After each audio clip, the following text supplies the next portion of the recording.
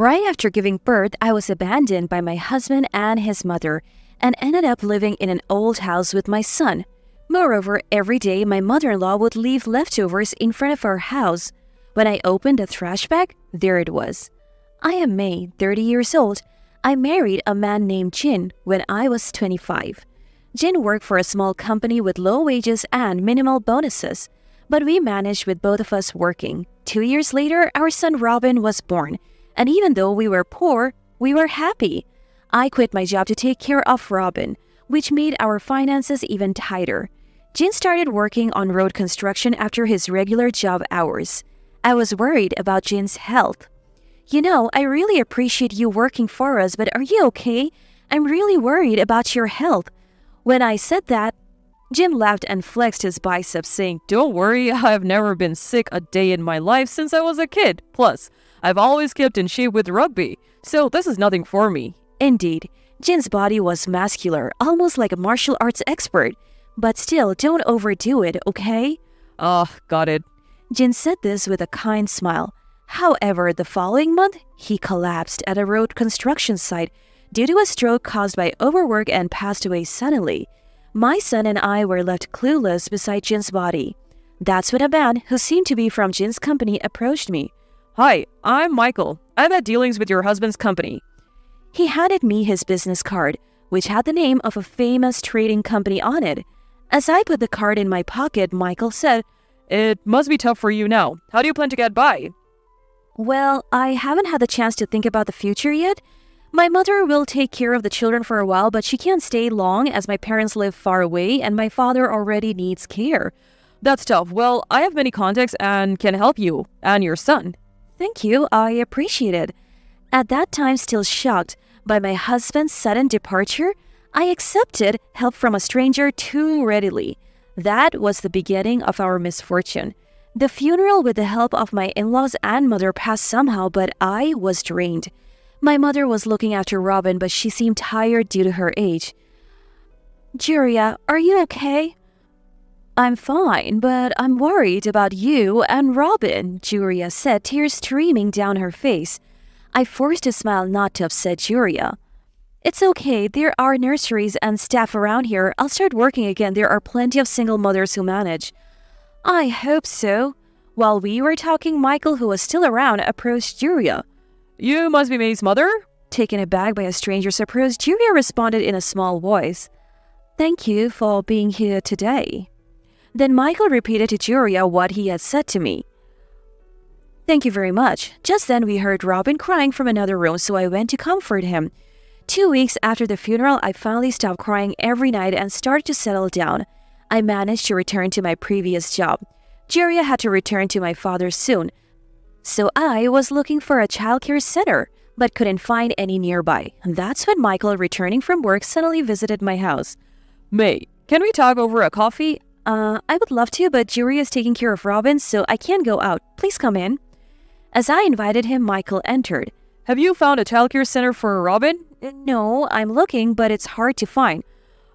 "I have a sister, Maria, who used to work in a childcare center when she was younger. Now she's married and a housewife, unable to have children. I mentioned Robin to her the other day, and she said she would love to take care of him. Plus, her house is near your workplace, which would be convenient." I was relieved to hear Michael's offer, but at the same time, I felt uneasy. Why is Michael so keen on taking care of us? I really appreciate your offer, but why do you want to help us so much? Michael looked a bit troubled when he heard my question. "There's no special reason. It was just hard to see you struggling."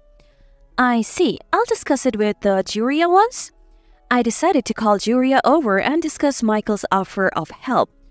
"Juria, Maria has offered to take care of Robin." "Oh, we couldn't possibly impose on her like that." "Maria is unfortunately unable to have children, but she loves them. My sister is also happy about it." "Is that so?" Even though Juria was told this by Michael, she seemed unable to simply accept and say yes. "Juria, since Michael is offering, I think I'll ask her, and of course, we'll pay her a childcare fee." "Well, if that's the case, then I guess it's all right." "Don't worry, so I'll bring Maria over the day after tomorrow, Sunday, to meet Robin. Is that okay?" "Yes, please do." Sunday came and Maria arrived to meet Robin. Robin smiled happily in Maria's arm, and Maria also looked very happy holding him. And so I decided to have Maria take care of Robin while I was at work. The following week, Julia went back to her home and we started leaving Robin at Maria's place. Every morning, I would drop Robin off before work and pick him up after. 3 months passed and one day Michael came to my workplace to speak to me. May, I need to talk to you. I managed to get some time from my boss and went to the conference room. There's something I want to ask you, May. Yes, what is it? May, actually, Michael just said that and then fell silent. With a smile, I asked him, "What's the matter?" can I visit your house today? Why? There's something I need to tell you, and I can drive you home after work. Oh, okay. I understand. That day after work, I went to pick up Robin in Michael's car and then we went to my house. As soon as we arrived, Michael said to me, May, will you marry me? I was so surprised by his words that I couldn't speak. I know we can't get married right away, but it doesn't have to be anytime soon. I couldn't even think about remarriage just 3 months after Jin's death. I appreciate your words, but I'm not ready to think about remarriage yet. I understand how you feel, May, but I really want to help you raise Robin. Mentioning my son shook my heart. As Robin grows, there will be many challenges. Having a husband would be a great support. But I felt guilty, like I was betraying Jin. I can't answer right now. Can you give me some more time? Of course, that's fine. I'll wait for your answer. And by the way, I would like to continue picking up Robin sometimes.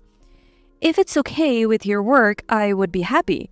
Sure, I'll contact you when I can. Thank you. And so Michael began to pick me up more often and also Robin. 3 months after his proposal, one night I had a dream. In the dream, Jin and Robin were playing together in a nearby park, but it got dark and Jin was about to leave. I shouted at him, "Don't go!" But Jin just smiled kindly. It's okay for Robin to be raised by you and Michael, he said. When I woke up in the morning, tears were streaming down my face. The following Sunday after that dream, I invited Michael over and told him I would accept his proposal. Michael looked genuinely happy. We decided not to have a big wedding.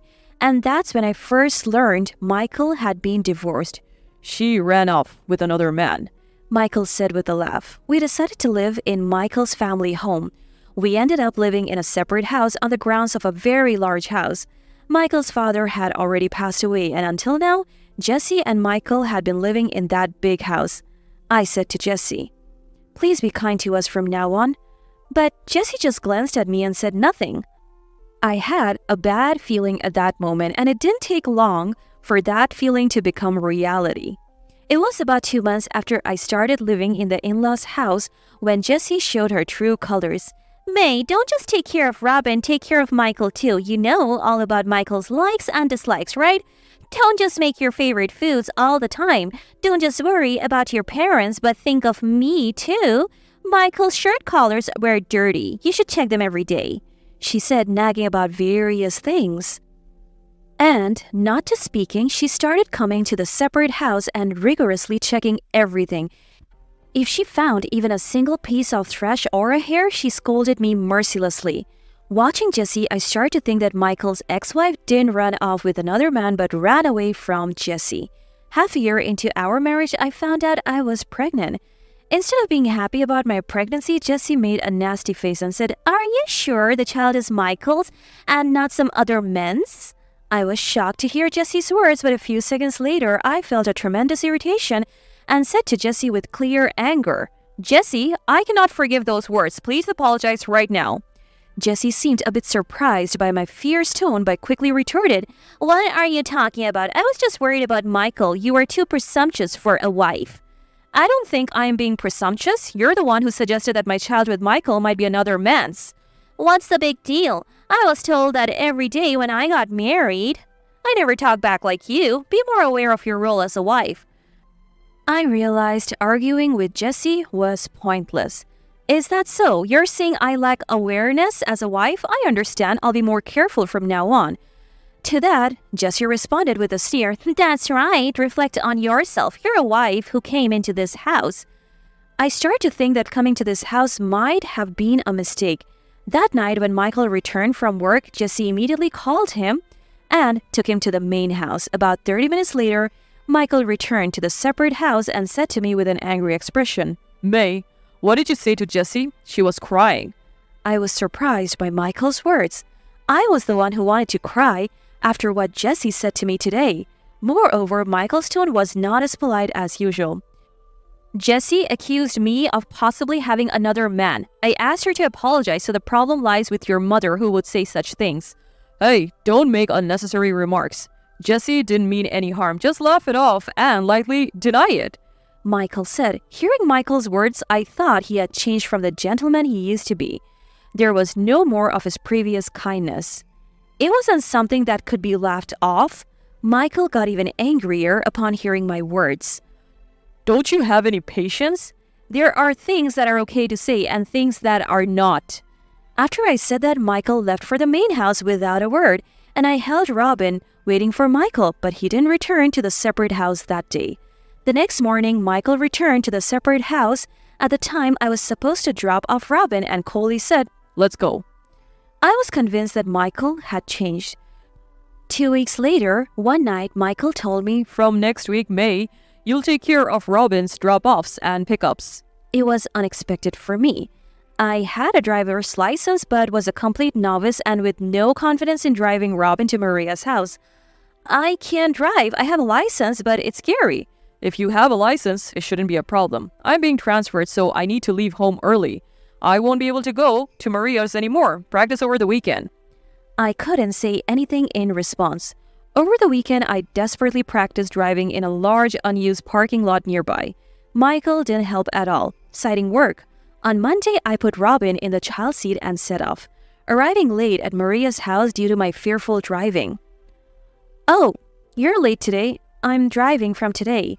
When I said that, Maria muttered, Michael, again? I didn't understand what she meant and asked, Never mind. But Maria just said that. That night, as soon as Michael returned home, he said to me, Don't say weird things to Jessie again. If you make Jessie cry again, I'll kick you out. Then he went to the main house. I prepared dinner and waited for Michael, but he didn't return, so I went to the main house and found Jessie and Michael happily dining together. Oh, May, what's up? I just said nothing and returned to the separate house to have dinner with Robin. After that, Michael barely spoke to me and started having dinner at the main house. Michael became a completely different person just because I stood up to Jessie once. 2 months later, our son was born. Bob was the name Jessie and Michael chose. I had a name in mind, but it was decided unilaterally. One Sunday, soon after the birth, I went to the main house when I couldn't find Michael, and there he was watching TV with Jessie, looking very chummy. I needed help with the 2 children, so I said, Michael, if you're watching TV, can you come back to the separate house and help with the children? My casual remark angered them both. What a nagging woman. We're just enjoying TV together. Yeah, right. Just leave. Yeah, leave, Michael said with a sneer. Hey, take your kids and get out right now. I was confused. What? You need to leave the separate house, he said. I was shocked that Michael suddenly told me to leave. Why? Why do we have to leave? Tell me the reason. Because my precious Jessie is angry. What does that mean? What do you think of me and the children? My precious wife and children? You're telling your precious family to leave? Yeah, they're precious. There's an old house in the backyard. Go there. Michael said that and Jessie looked at me with a mocking gaze. Michael's always had bad luck with women. The previous wife was bad, but this one's even worse. Jessie's words confirmed my belief that Michael's ex-wife didn't run away with another man but left because of their terrible harassment. I was saddened by my own misfortune and thought about Jin. Before I knew it, tears were streaming down my face. Jessie saw this and said, Oh, looking for sympathy? I'm not fooled by such cheap drama. Now leave. Crying, I stood up, went back to the separate house and took my 2 children to the old house. I'm sorry it's so dirty here, but someday I'll get back at those 2. Just hang in there until then. I said this to my children who couldn't possibly understand, but it seemed like they nodded. From then on, we lived in the old house. I left the children with Maria and went to work every day. One day, Maria said, You haven't been with Michael lately. What happened? I've been driving to your house as instructed. When I said that, Maria looked like she realized something. Could it be that you're staying in the old house in the backyard? I was surprised. How did you know? Michael really loves Jesse. If his wife speaks strongly to Jesse, Michael gets angry and says outrageous things. His previous wife was also told to go to the old house and finally ran away. So, it was true. I'm on your side. You can always talk to me. I felt reassured having Maria as an ally. But then Jesse started leaving leftovers in front of the old house every day. I disposed of them silently. One morning, as usual, Jesse left a bag of leftovers. When I picked it up, it was too heavy for leftovers. Inside, I found a paper bag. Curious, I opened it cautiously and found it contained 20 bundles of $10,000 bills and a total of $200,000. I quickly took the money, packed our belongings, put the children in a taxi, and left the house with the $200,000. I headed to the airport, bought tickets to my hometown, and boarded the plane. The journey was long, taking 2 hours by plane and then a bus ride. I arrived at my parents' house in the late afternoon. When I finally checked my mobile phone, there were about 100 missed calls from Jesse and Michael. Julia was surprised to see me and said, "Oh, May, why are you back suddenly without any contact and such a long journey with small children?" Wait a minute, Julia. Could I have some coffee? I'll explain everything after that. After putting Robin and Bob to bed, I drank coffee, took a breath, and then explained everything. Julia was very surprised. "So you bought that money?" "Yes, this." I showed her the money from my bag. Then I put a $10,000 bundle on the table and a piece of paper was visible among the bills. I pulled it out and it was a document indicating that the money was revenue from Michael's company. Maybe Michael embezzled the money from his company? Maybe. You found something serious. What will you do now? What should I do? Just then, someone rang the doorbell. Julia went to answer and there were Michael and Jesse out of breath. Michael shouted, May, please return that money. I just borrowed it and was going to return it. "May, please return it." With a sly smile, I said, "It's surprising you knew I was here. What should I do with this money? I picked it up from the trash. Maybe I should take it to the police?" But please don't do that. "Why not?" Michael fell silent. "May, just return it without saying anything. I'll reconsider things about you." Angered by Jesse's words, I became furious. "What does that mean? What have you thought of me until now?" Jesse, with a regretful look, said, "Please forgive me. We'll take care of you as part of our family." "So, you haven't been taking care of me until now?" I said. Suddenly, Jessie knelt down. She told Michael to do the same and they both knelt side by side. Jessie said, "I'm truly sorry. Please forgive us. We'll listen to whatever you say. Please." May, I'll cherish you like when we first got married. Michael said. Hearing Michael's words brought tears to my eyes. As I remembered how Jin had disappeared suddenly and Michael had introduced Maria to take care of Robin. Through tears, I said, "Fine, Michael. If you say so, I'll return the money. But I'm divorcing you and I want alimony. I'll take care of Bob. Do you agree to these terms?" Michael looked pained but eventually said, Yes, that's fine. Then Jessie spoke up. "Michael, are you sure? You'll have to pay alimony." Michael yelled at Jessie, Be quiet. If I say it's okay, then it's okay. Hearing his voice, Jessie burst into tears saying, "Michael, why are you being so cold?" Just go outside, Jessie. Michael said, and she left the house crying. Michael watched Jessie's retreating figure. "Aren't you going to follow Jessie?" First, please return the money. "Fine. But I want the agreed terms written down and signed. I don't want to be told later that it never happened." Okay, understood. I handed Michael paper and a pen to record our agreement. I was about to hand him the bag with the cash, but then decided against it. I took $20,000 out of the bag and handed the rest to Michael. "I'll keep these $20,000 as part of the alimony. If you're not happy, feel free to report me to the police." Michael gritted his teeth in frustration, trying to contain his anger. Fine, but please don't tell anyone about this money. "Okay, but if you start fussing about the alimony, I'll immediately report what you have done to the police." Michael left the house, head bowed, without another word. After he left, Julia looked worriedly at me. "Are you okay?" I'm fine. Those two used to throw their leftovers in front of my house every day, so I don't feel bad about what I did. They were terrible people. Yes, they were, I said, thinking of the kind Jin, and tears welled up in my eyes. 2 months later, while I was taking care of the children at my parents' house, an unknown man came looking for me. He introduced himself as an employee of Michael's company and told me Michael had embezzled company money. He said Michael had given me part of the embezzled money. I did receive money, but it was part of my alimony, I explained, showing him the document Michael had written. If the company is in trouble, I'll return the money. I'll get the rest of the alimony from Michael, I added.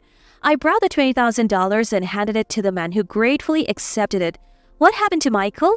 The man explained that the company had sued Michael and he was now in jail awaiting trial. Hearing this, I felt a sense of relief. The man thanked me politely and left. The following week, Jessie called me.